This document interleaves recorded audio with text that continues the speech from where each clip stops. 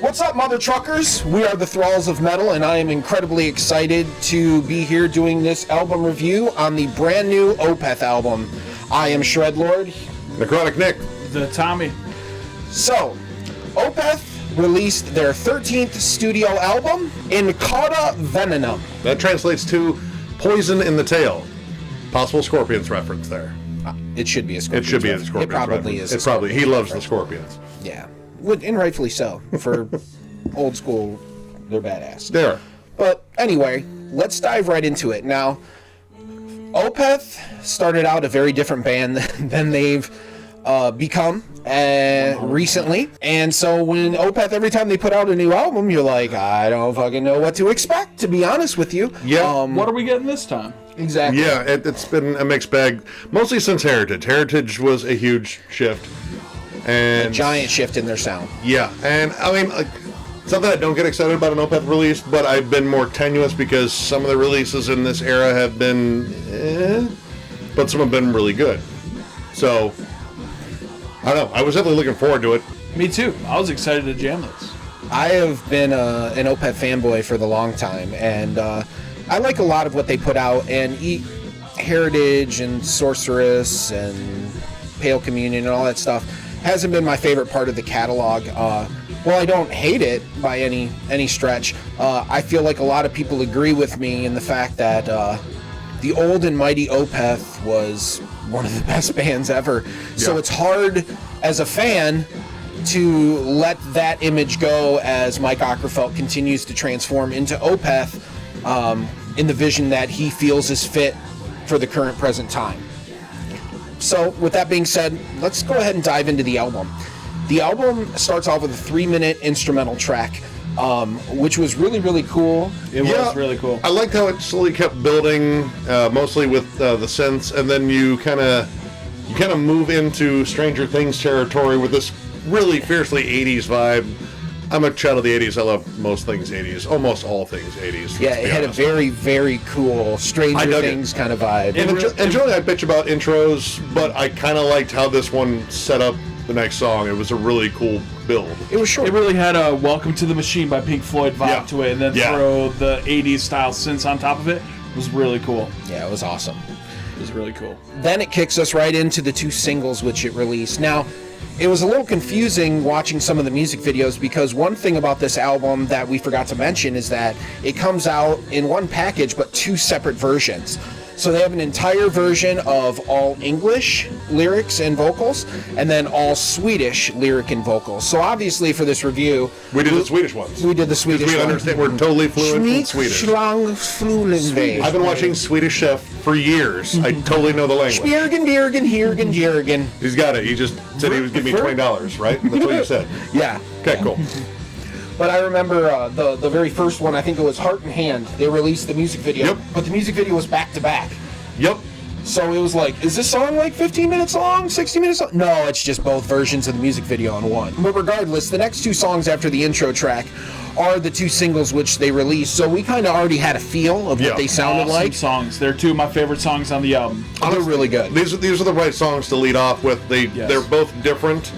Dignity shows off more of what their proggier side is in terms of this newer sound they're going for, which harks back to much older bands.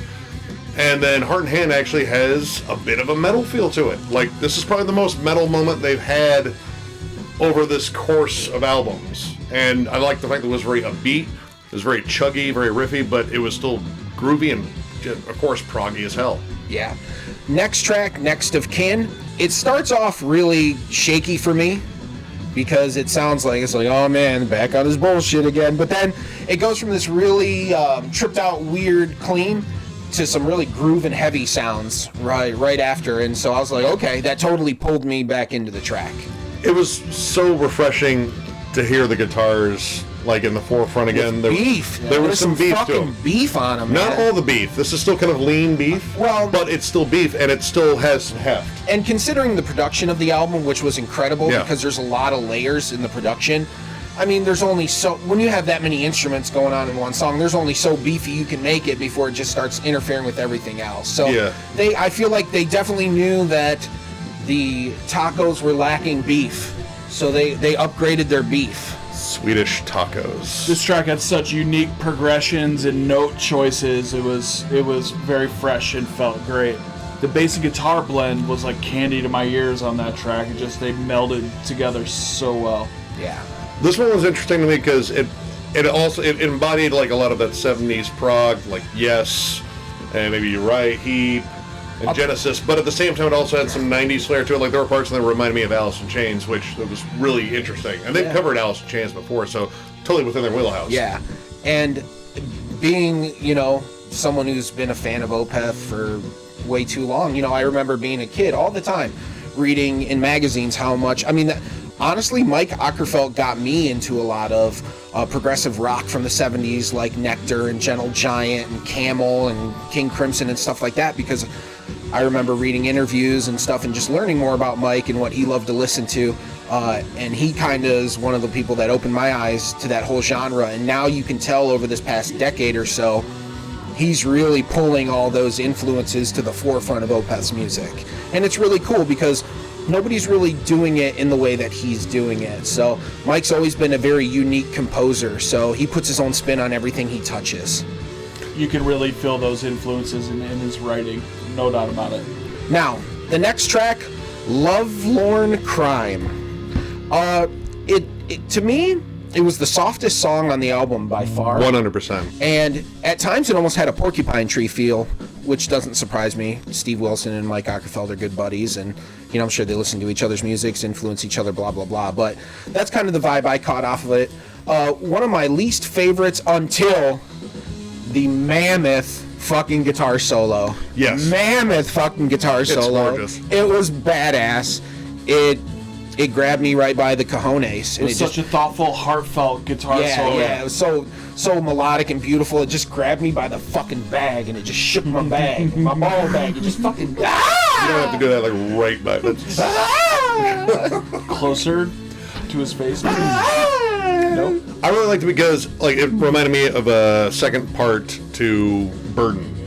Burden I thought was a standout track on Watershed. It had this kind of somber feel to it, but it was like a dirge and a ballad combined.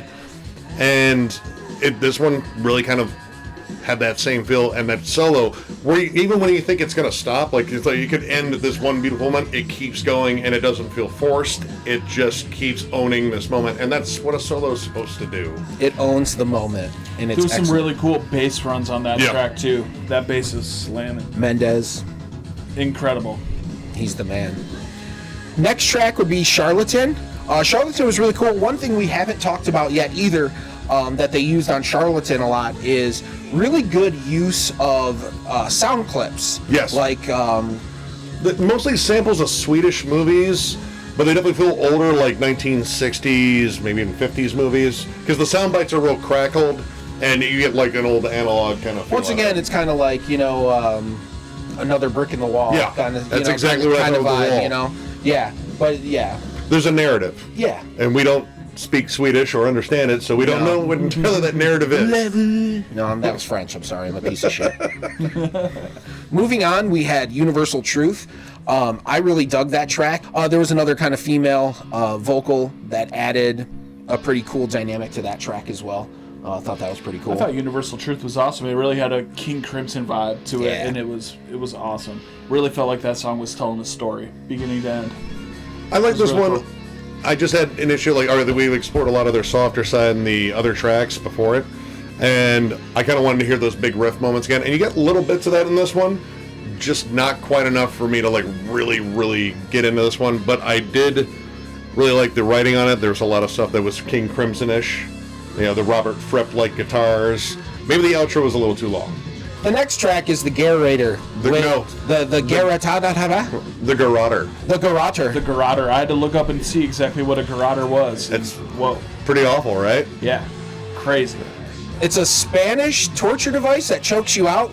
And so that was pretty cool because the whole track starts off with this really cool flamenco Spanish guitar. Yeah. Yep. So starts with that. Then it actually kind of has some Pink Floyd type keys that kind of start texturing the background.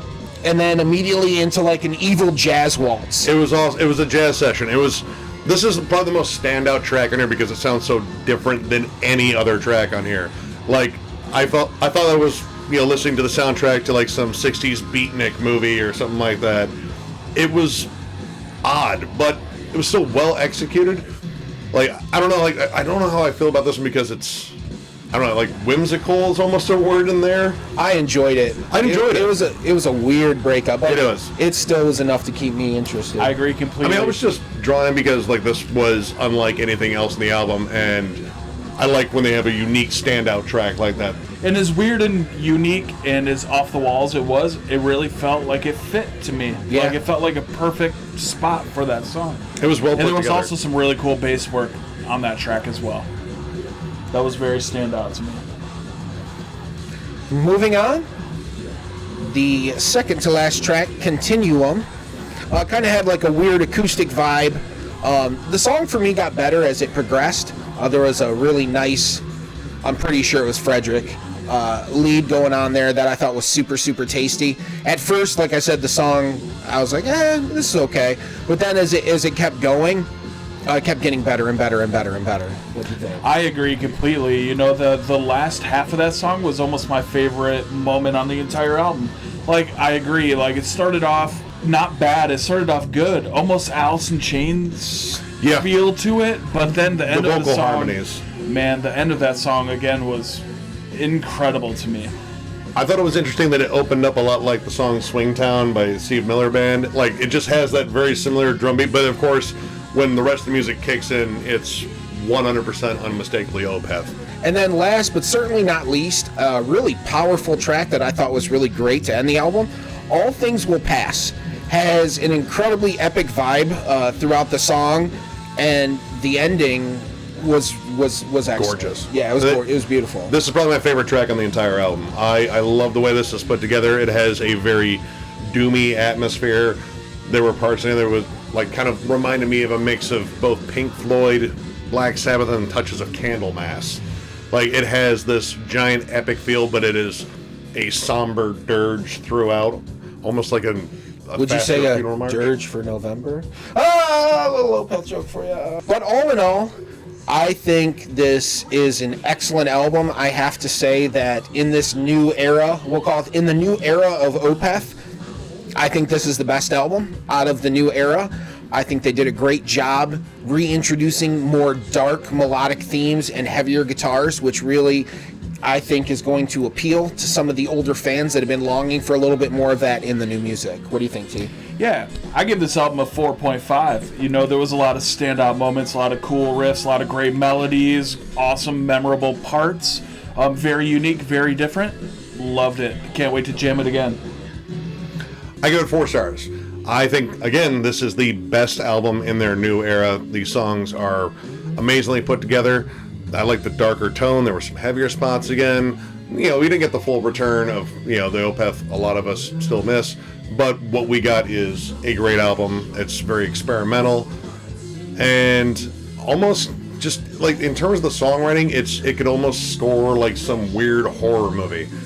It really is very immersive. The vibe, and the production, just listen to it.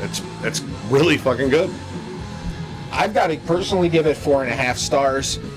The reason being is it might be a little bit biased if I'm being honest with you, but like I said, I really stand behind the fact that the last really good Opeth album in my eyes was Watershed. Agreed. And this is the closest thing to being as good as Watershed since Watershed, and for that reason, I got to give it a 4.5. Mike Ockerfeldt did an amazing job on the writing.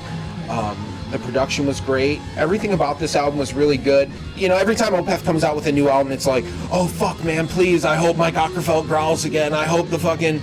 And yeah, we all do, okay? But we may never see that Opeth again. He's a great singer. And I'm okay with that. If that's the way it goes, yeah, I'm disappointed. But I can live with that because the music that they're doing now is still really, really, really good, even though it's not the same as before. So... Well, that about wraps up this review. If you like what you saw, please hit the like and subscribe button. We're a bunch of crazy motherfuckers that like doing this all the time. So, we'll catch you next time. Stay metal. Peace.